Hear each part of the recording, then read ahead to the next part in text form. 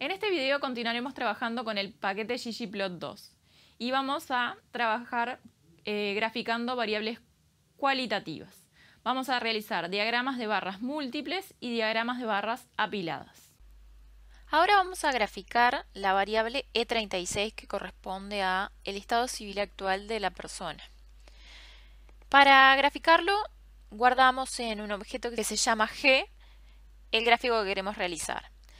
Este gráfico toma como conjunto de datos la encuesta continua de hogares. En el eje de las X quiero que esté la variable E36 y que las barras se rellenen de acuerdo a los valores de la variable E36.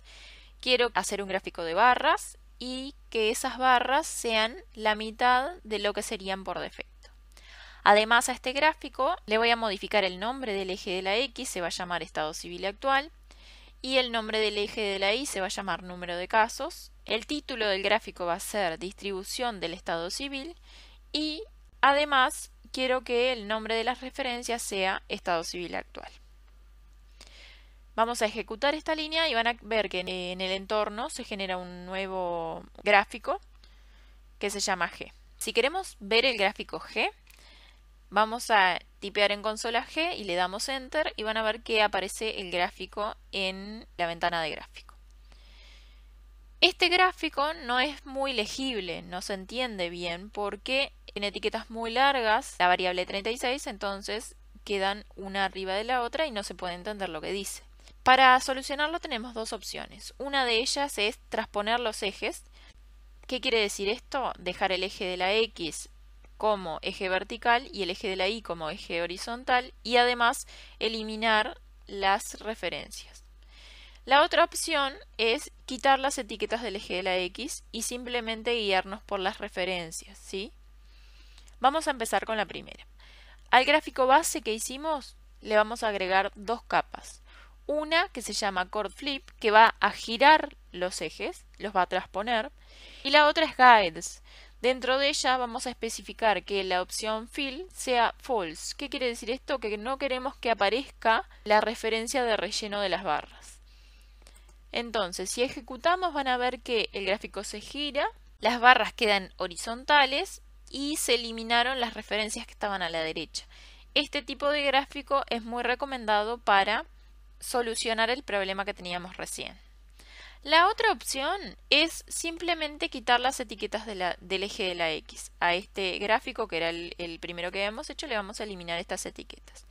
Para hacerlo, a este gráfico que se llama G, vamos a agregarle la capa Scale X Discrete y vamos a determinar el argumento breaks dentro de Scale X Discrete como vacío, ¿sí? Comillas y un espacio vacío.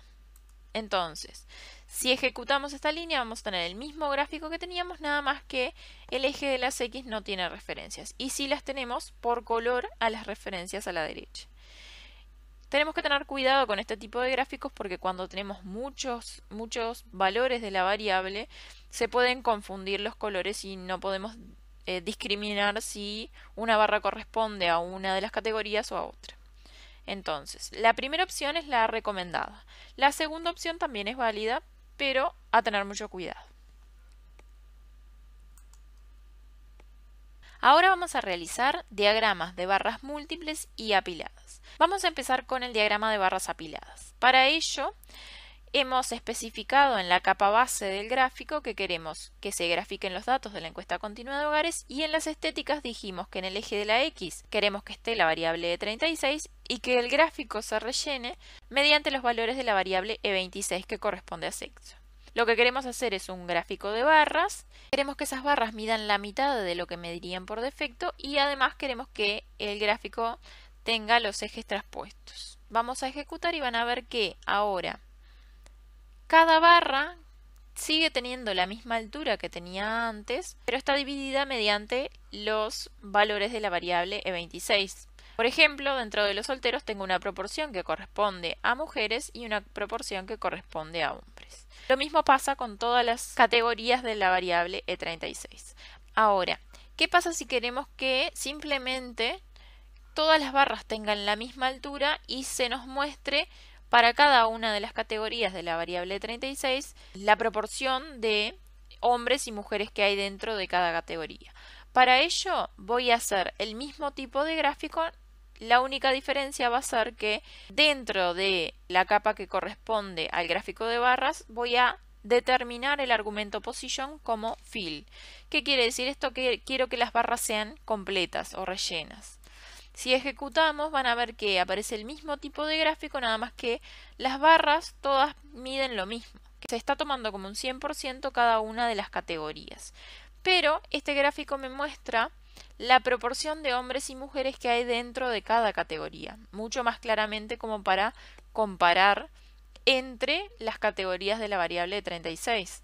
Por ejemplo, viudos de casamiento tengo muchas más mujeres que hombres y solteros tengo un poco menos de mujeres que hombres.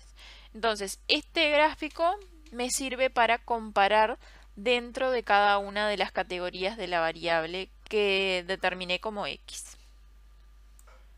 Si en lugar de elegir la posición como fill la elijo como dodge, van a ver que logro que para cada una de las categorías de la variable E36 se construyen tantas barras como categorías de la variable E26. Hasta aquí el segundo video sobre gráficos para variables cualitativas con ggplot2. Hay más detalles en las notas del curso y vale la pena que les dediquen algunos minutos.